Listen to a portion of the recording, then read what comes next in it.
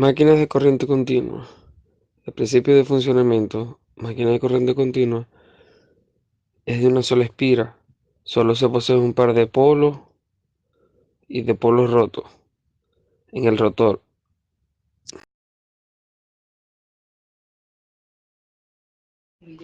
Aquí se muestra un video de cómo está compuesto un motor de corriente continua. Ve a continuación. Puedes encontrar motores de corriente continua en muchos electrodomésticos, en coches y en equipos industriales. En este vídeo vamos a aprender la construcción y funcionamiento de un motor de corriente continua comercial.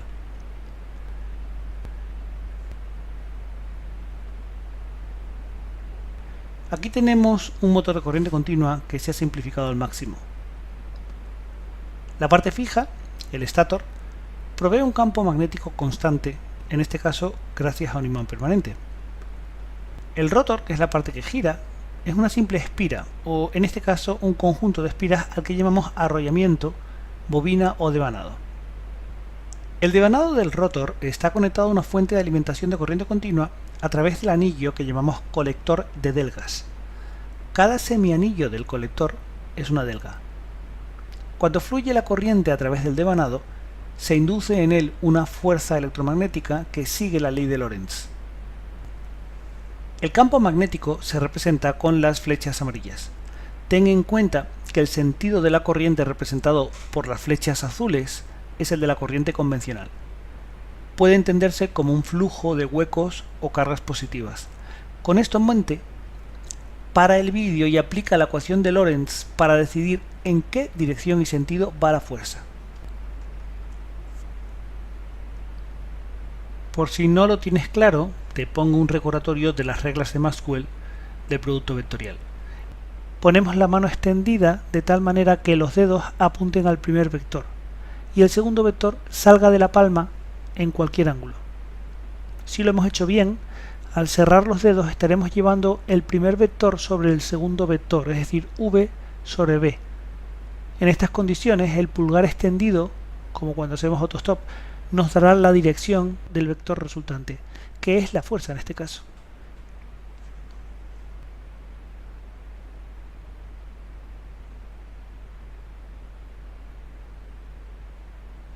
Recuerda que esto se hace con la mano derecha, porque la izquierda te daría el resultado contrario. Fíjate que el producto vectorial v por b va multiplicado por la carga en la ecuación de Lorentz. Si la carga es positiva, todo va como hemos comentado. Sin embargo, si se trata, por ejemplo, de un electrón, su carga negativa también hace negativo el resultado, lo que equivale a decir que la dirección de la fuerza resultante es justo la contraria. Cuando curvas los dedos, tienes que llevar al primer vector sobre el segundo, siguiendo el ángulo más corto posible, es decir, como máximo 180 grados. Por eso, al hacer el producto vectorial v por b, hay que llevar al vector v sobre el vector b por el ángulo que estamos viendo aquí. La fuerza resultante que marca nuestro pulgar apunta hacia el espectador. La representamos con un punto que indica la punta de una flecha imaginaria que sale de la pantalla hacia el espectador. No cometas el error de curvar los dedos a lo largo del ángulo más largo. Aquí lo estamos haciendo mal, porque recorremos más de 180 grados y claro, la fuerza resultante es incorrecta. Nuestro pulgar apunta aquí hacia la pantalla. Representamos esta fuerza con un aspa que sugiere la parte trasera de una flecha imaginaria que se mete en la pantalla. Este resultado es incorrecto. El resultado correcto lo tuvimos al girar por el ángulo más corto, lo hemos dejado a la derecha de la pantalla. En él, la fuerza apunta hacia nosotros. Este es el momento de que pares el vídeo de nuevo para intentar obtener la dirección de la fuerza.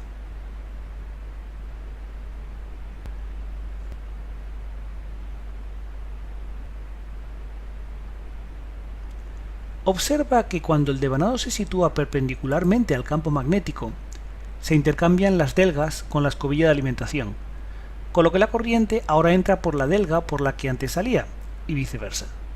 El resultado es que la corriente cambia de sentido. Este proceso hace que, en este caso, en la parte del devanado que está a nuestra derecha, a la derecha del espectador, la corriente va hacia nosotros, mientras que a la izquierda la corriente se aleja de nosotros. Y esto asegura que el par motor vaya siempre en la dirección del movimiento. así que el devanado va a seguir girando.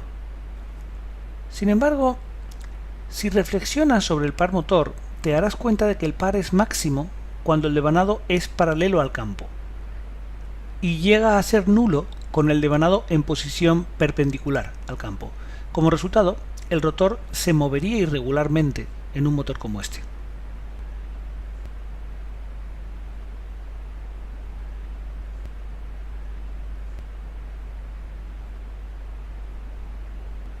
Hay un truco para superar este problema. Añade otro devanado con su propio par de delgas. Con este arreglo, cuando el primer devanado está vertical, el segundo devanado estará conectado a una fuente de energía. De esta manera, una fuerza motora estará siempre presente en el sistema.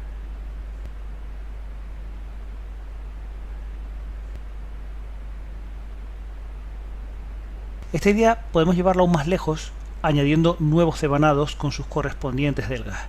Y con esto vamos a conseguir un movimiento mucho más suave. En un motor real, los devanados se alojarán en ranuras de acero laminado que tienen una alta permeabilidad magnética para así aumentar el flujo magnético. Las escobillas de grafito van a mantener el contacto eléctrico de la fuente de alimentación con el colector gracias a la acción de unos muelles que mantienen la presión sobre las delgas a medida que el grafito se va desgastando. En las máquinas eléctricas rotativas, el inductor es el que produce el campo magnético principal. En las máquinas pequeñas puede ser un imán permanente, pero en la mayoría de los casos se requiere más potencia que se consigue con un electroimán.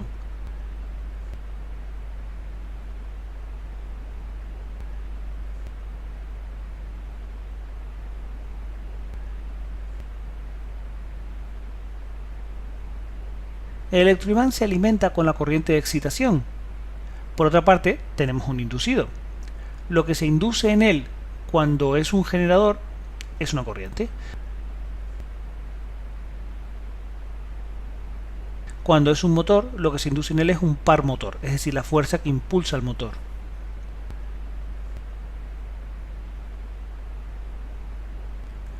Pongamos el inducido de un alternador. ¿El alternador es un motor o es un generador? El alternador es un generador, aunque si respondiste que puede funcionar como un motor, también acertaste. De hecho, los motores síncronos y los alternadores son la misma máquina funcionando de formas distintas. Vamos a centrarnos, sin embargo, ahora en su función como alternador, es decir, como generador de corriente alterna. ¿Cómo distinguimos el inducido del inductor en un generador? Para el vídeo y responde a la pregunta.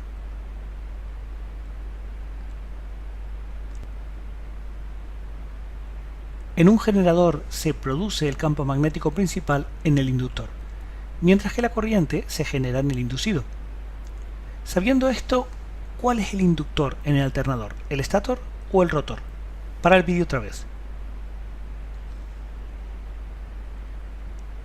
El inductor es el rotor, con su campo producido por corriente continua, o bien con alimentación externa, o bien con una dinamo autoexcitada por la propia máquina.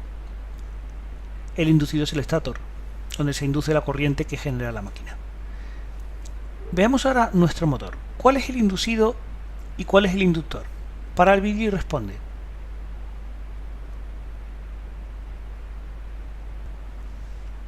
El inducido es el rotor, donde se produce el par motor. Por él circula la corriente del inducido.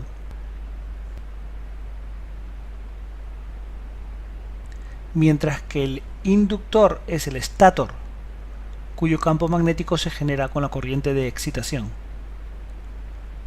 A diferencia de los generadores, los motores tienen que alimentarse por partida doble, ya que hay que alimentar tanto al inducido como al inductor.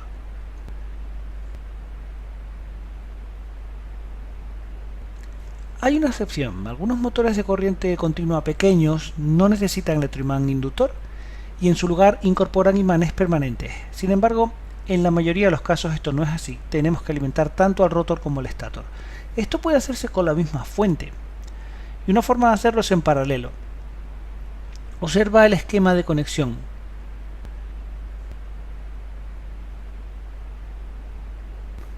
Otra es en serie. Fíjate en este esquema. El resultado son dos tipos de motores de corriente continua, motor en paralelo y motor en serie. Aprende los nombres alternativos a paralelo. Significan lo mismo, derivación y su equivalente en inglés, shunt, se utilizan en los exámenes PAU con preferencia sobre paralelo. El motor en serie posee un buen par de arranque, es decir, arranca con fuerza, pero su velocidad cae en picado al aumentar su carga, es decir, el esfuerzo que tiene que realizar. El motor en derivación, en cambio, tiene un par de arranque bajo, pero su velocidad se mantiene prácticamente constante, aunque aumente la carga. Es posible obtener un motor que no tenga las limitaciones de los motores de corriente continua con excitación en serie, ni las de los de excitación shunt.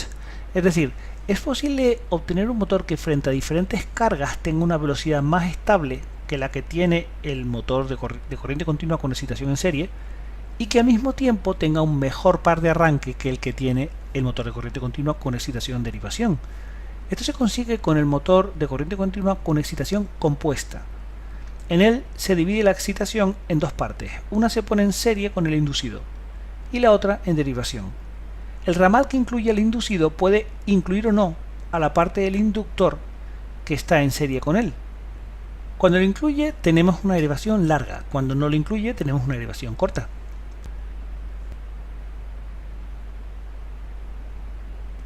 Los motores de corriente continua serie y shunt son máquinas autoexcitadas, es decir, la corriente de excitación proviene de la misma fuente que alimenta el inducido. También podríamos tener un motor de corriente continua que tenga excitación independiente, provista por otra fuente. Esto es más caro de construir, pero presenta muchas ventajas, tanto de estabilidad como de regulación. Para el vídeo y tómate un minuto para repasar los motores de corriente continua. Esta es una pregunta de examen. Hay varios tipos de máquinas rotativas, además de los motores de corriente continua. Tenemos motores de corriente alterna, tenemos generadores que pueden ser de corriente continua, entonces se llaman dinamos, o bien generadores de corriente alterna, que llamamos alternadores. El motor de corriente continua posee una característica que lo diferencia del resto de las máquinas eléctricas rotativas. Esta característica es la producción de fuerza contraelectromotriz. Un devanado rotativo dentro de un campo magnético produce una fuerza electromotriz de acuerdo con los principios de la inducción electromagnética. Eso es exactamente lo que pasa en un generador.